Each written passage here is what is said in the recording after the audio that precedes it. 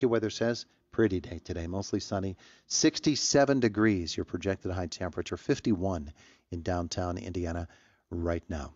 Well, let's talk about a topic that we have visited several times during this month, and that is suicide and suicide prevention, a very, very serious topic. And there are people out there that can help you if you are in a position where you are contemplating suicide or you know someone who is. Stacy Moran joins us this morning from IRMC's Neuropsychiatric Associates. And we're going to talk about that. Our conversation brought to you by Marcus and Mack, a law firm representing injured people. Good morning. How are you? Good morning. I'm well, thank you. Good. It's good to have you with us here today. This is such a serious topic and one that is, shrouded in darkness, shall we say, for those of us who don't find ourselves surrounded by those types of doubts about life or family members who might be. For those of us on the outside looking in, we can't understand why suicide would be a consideration for somebody. Yeah. You're on the inside of it in your office, and there can be hundreds of reasons people might be contemplating suicide. Yes, yeah. Absolutely. Loss of family members, isolation, health issues, chronic health issues are some of the reasons. Yeah. And so your office, the Neuropsychiatric Associates office at IRMC, yes, you are in the business of helping people to get to the bottom of what's happening in their life and to maybe find a better alternative. Absolutely, yes. Okay, so let's talk about the issue of suicide and why people get to the point where that becomes what they consider to be an option, and those of us, again, on the outside looking in say it seems to be an obsession with them. It's really hard to escape, isn't it? Yes.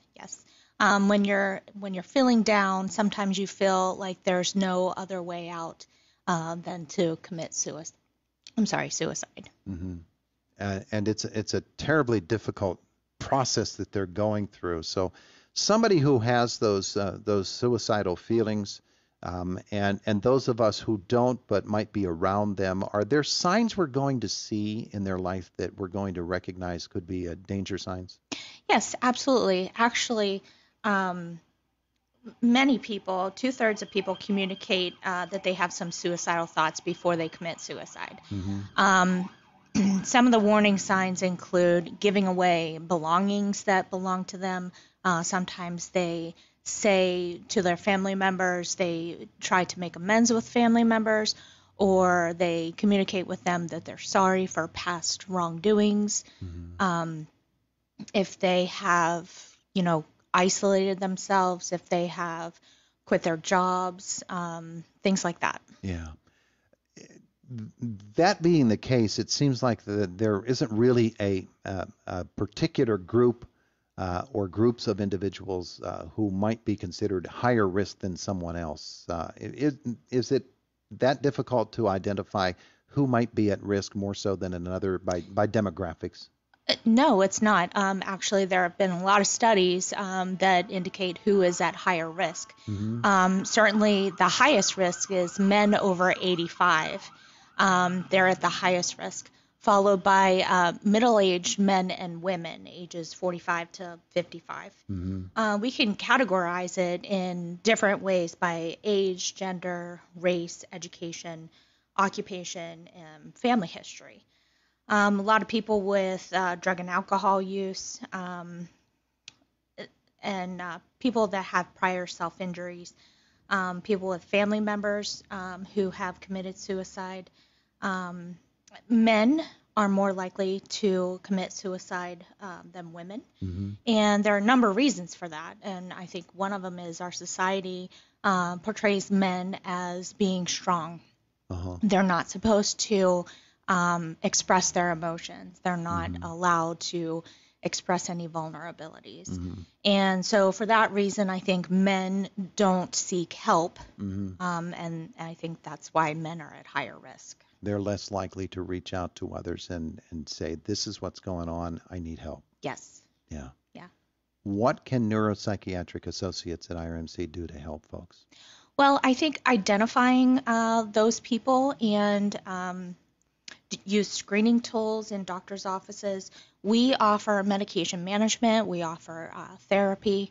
But there's lots of different things that everyone else can do. Watch for the warning signs. If you're a family member, just listen.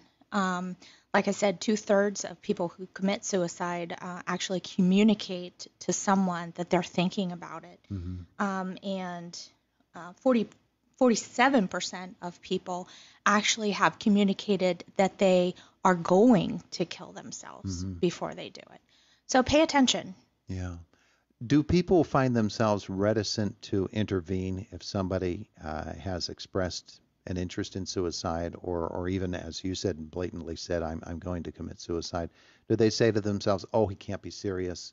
I don't want to get involved. It's not something I want to step in. They might resent me if I intervene in some way. Do people find themselves doing that? I would say yes. But with the involvement of more mental health awareness, I'm hoping that is going to change. There are many people who do reach out to other people. They can help them to find help. They can recommend and refer them to a doctor or a therapist who can help them to sort things out. Which would be a wonderful resource to have. I'm sure there are all kinds of resources. I've talked with many folks here on the program about the issue of suicide.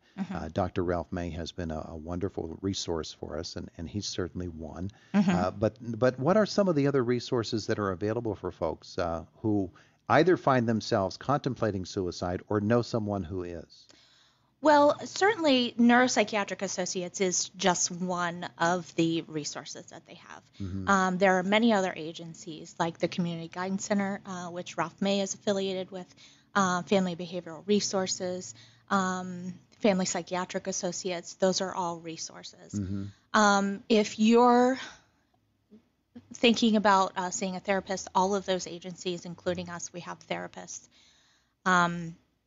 There's also the crisis hotline in Indiana County. There's the National Suicide Prevention Hotline. And if you don't feel comfortable talking to someone, you could just text someone. You can text the word TALK to 741741. So those are some resources. If you feel like you're in imminent risk of harming yourself, you can always call 911, go directly to the emergency room to get some help. See, people in that situation might say to themselves, "Oh, it's not a 911 situation." It really is, though, isn't it? Yes, absolutely. Yeah. The number of folks and the number of different treatments that you're able to offer at Neuropsychiatric Associates, I would assume that is something that is expanding all the time. That there's always a new treatment coming through, whether it's a new medication, a new approach, something that you find is working elsewhere that you think might work here too. That's an ongoing thing, isn't it? Oh yes, absolutely. We're continuously developing medications that are improving over time, less side effects, more efficacy. So yeah, and there's different kind of therapies that are coming out too. So it's an ever evolving field. Yeah. How many people there? There are 7 people in our practice. Yes.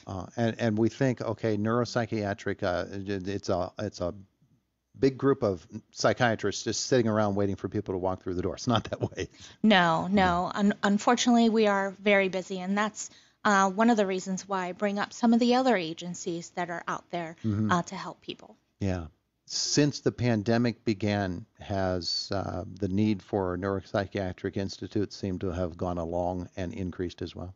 Yes, absolutely. There are a lot of people who have underlying anxiety, underlying depression, and panic attacks. Yes, we see a rise in all of those conditions. Yeah. All right. So for somebody who wants to get in touch with Neuropsychiatric Associates, whether they're contemplating suicide or might have within their mental makeup some other difficulty that they're trying to work their way through, what should they do? Well, they can call us to schedule an appointment at 724-464-0270 to schedule an appointment. Sometimes people can call their insurance companies to see who is available, who their insurance companies would pay for in the area. Mm-hmm. All right. So there you go. We think about the concept of hitting rock bottom, and people say, well, when I hit rock bottom, that's when I'll seek help. Yeah. Might as well seek help before you get to the bottom. Yes, right? Absolutely. Definitely rely on your social supports. Tell someone when you're feeling this way. Get some therapy. Schedule an appointment with a doctor. Yeah. Just talk. Tell someone about it. She is Stacy Moran, Neuropsychiatric Associates at IRMC, and it is the voice of Indiana County, WCCS 101.1 FM, AM 1160. Thanks for coming in. Thanks. It's been a pleasure. We appreciate it. Now, we're just a couple of moments away from news at the top of the hour. The fire sirens you heard were trucks on their way to an accident on Route 286 in Rain Township, so that would be between Indiana and Clymer. Do be careful, okay? And let those emergency crews go about what they need to get done. It is the voice of Indiana County, WCCS 101.1 FM and AM 1160. And it's 1 minute away from 9 o'clock. The Borough of Indiana is hiring a building custodian. This is a part-time 20-hour work week with a pay rate of $11.56 per hour. Candidates must have a high school diploma or equivalency, a valid PA license, and have an insurable driving record. They must demonstrate basic knowledge of hand tools, the ability to lift 50 pounds, and work in confined areas. To apply, send your resume and cover letter to contact-us@indianaborough.com. The Borough of Indiana is hiring. Right now, News Talk 101.1 FM and AM 1160 WCCS.